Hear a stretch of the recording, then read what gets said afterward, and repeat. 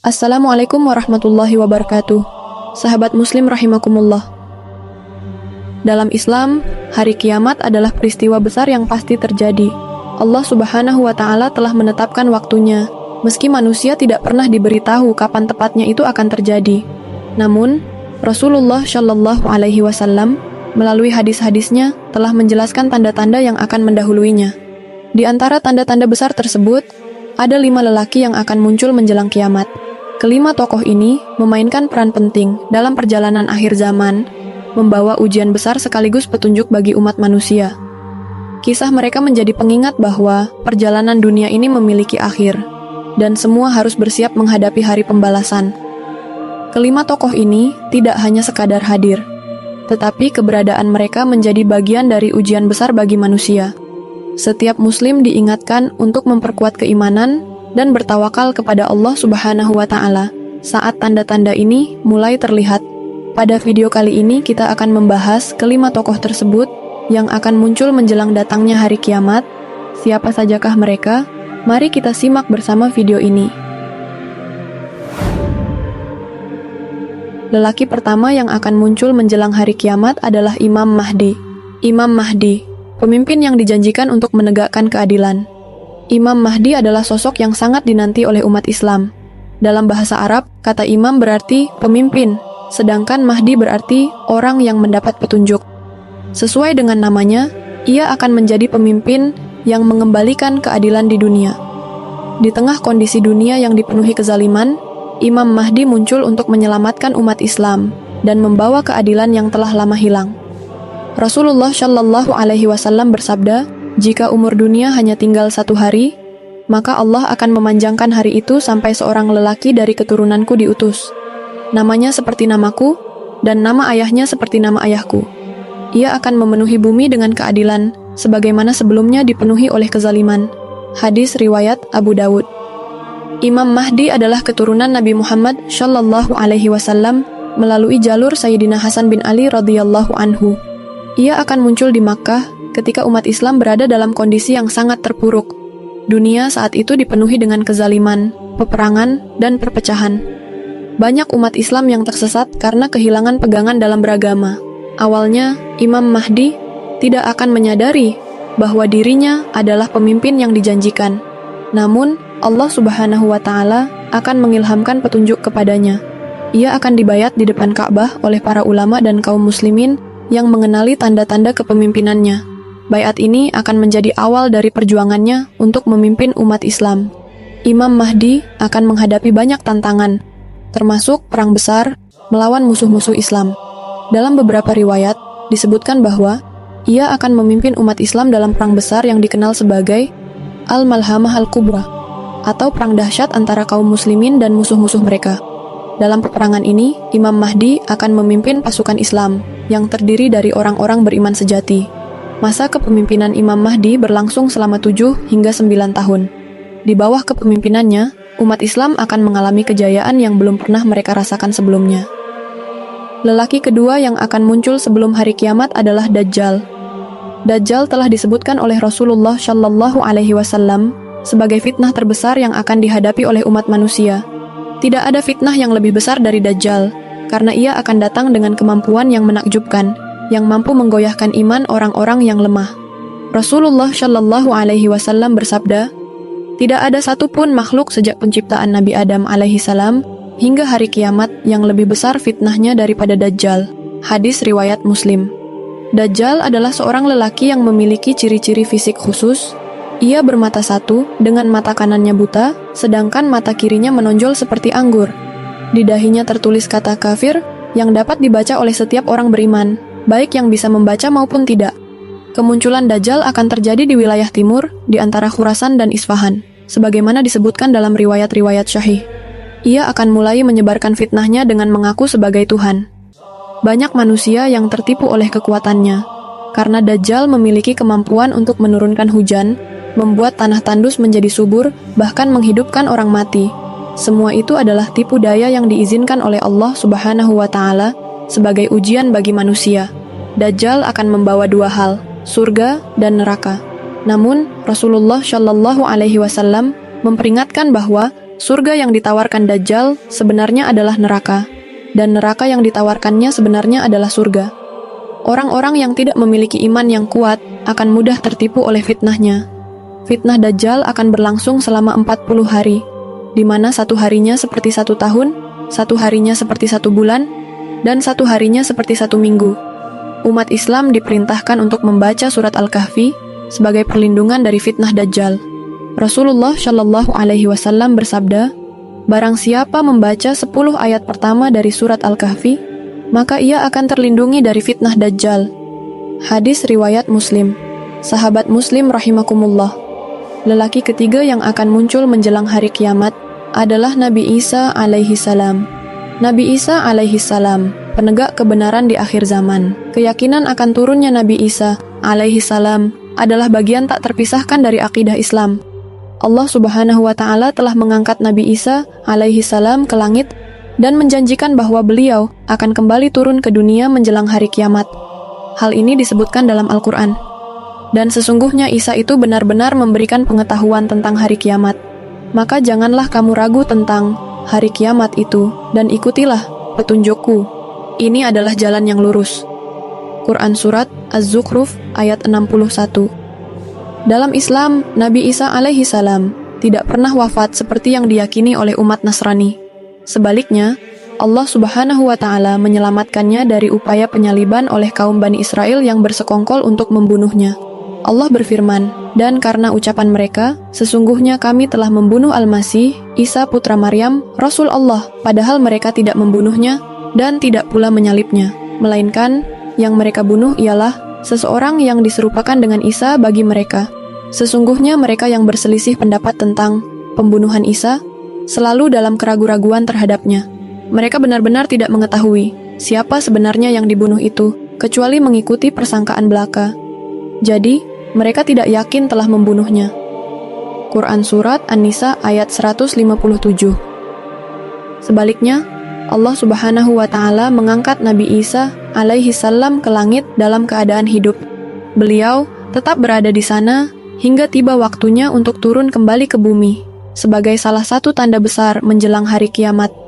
Turunnya Nabi Isa alaihi salam akan membawa misi yang sangat penting, yaitu menegakkan kebenaran, membinasakan fitnah, dan mempersatukan umat manusia di bawah syariat Islam.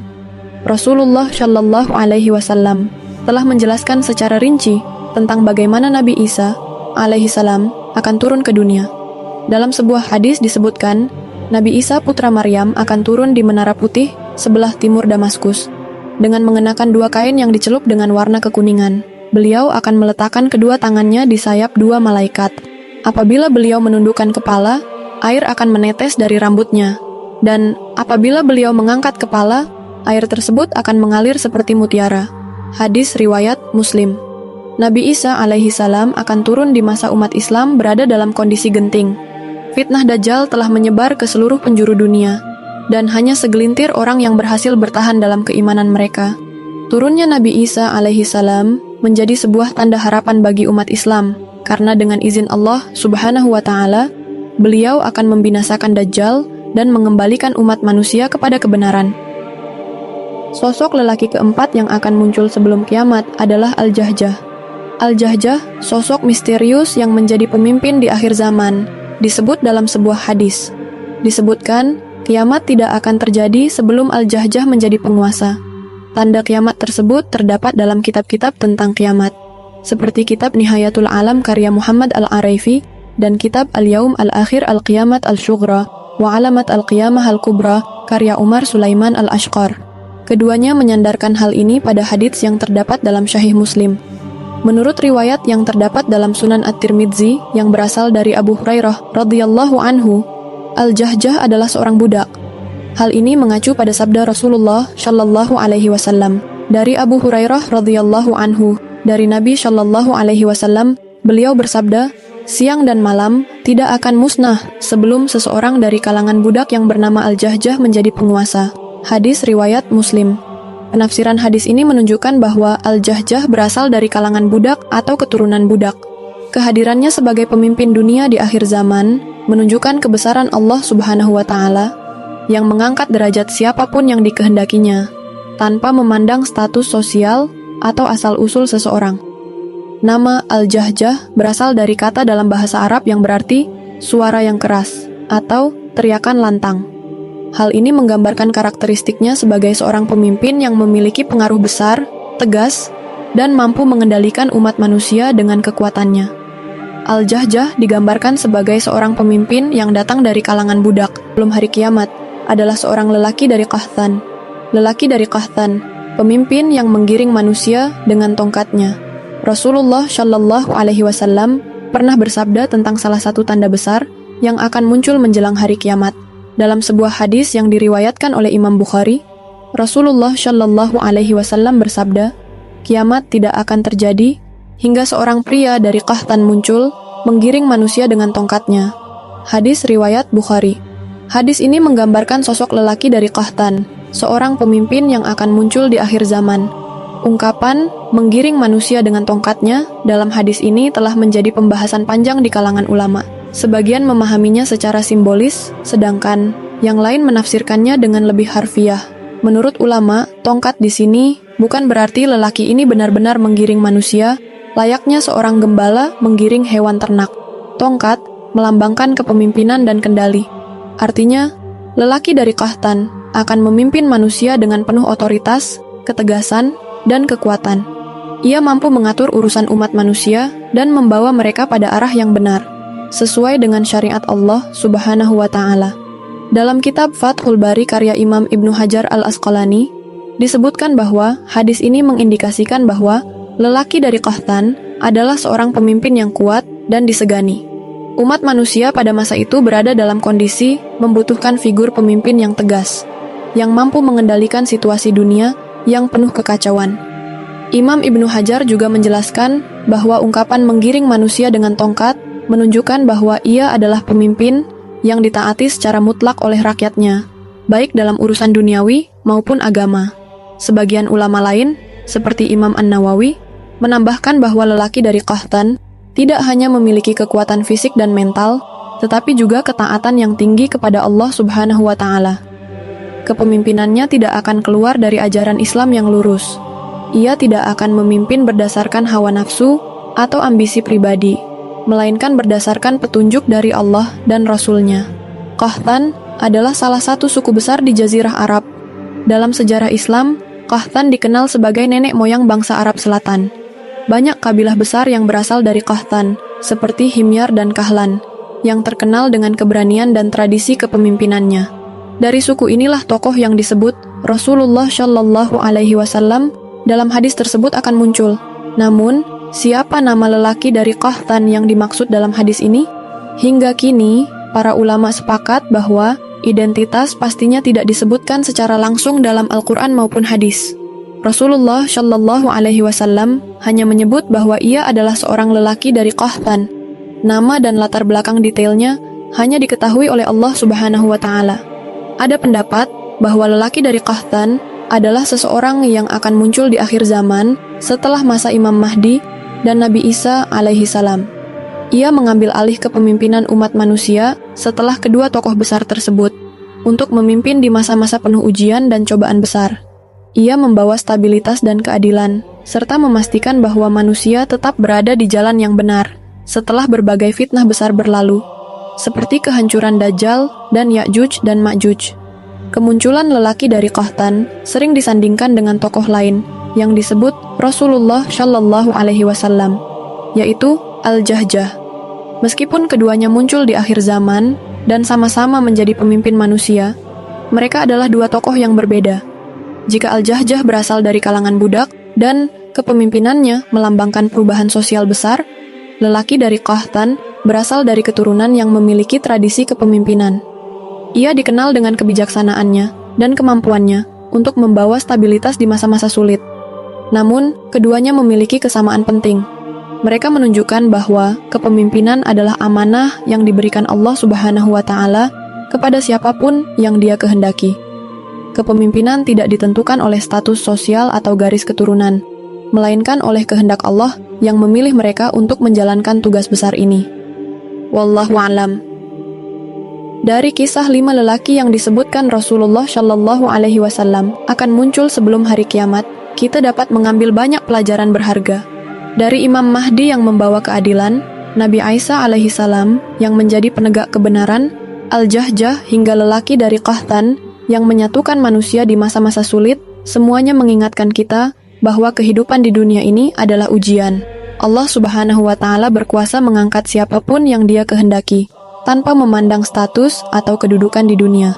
Baik seorang pemimpin dari keturunan mulia seperti lelaki dari Qahtan, maupun seorang pemimpin dari kalangan budak seperti Al-Jahjah, semuanya menunjukkan bahwa keimanan dan ketakwaanlah yang menjadi ukuran sejati di sisi Allah.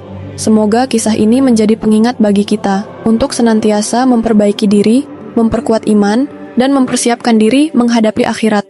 Jangan lupa untuk tetap berbagi hikmah ini kepada orang lain.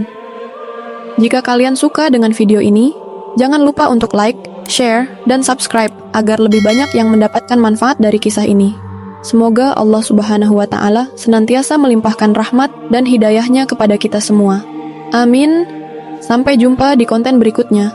Wabillahi taufik wal hidayah. Wassalamualaikum warahmatullahi wabarakatuh.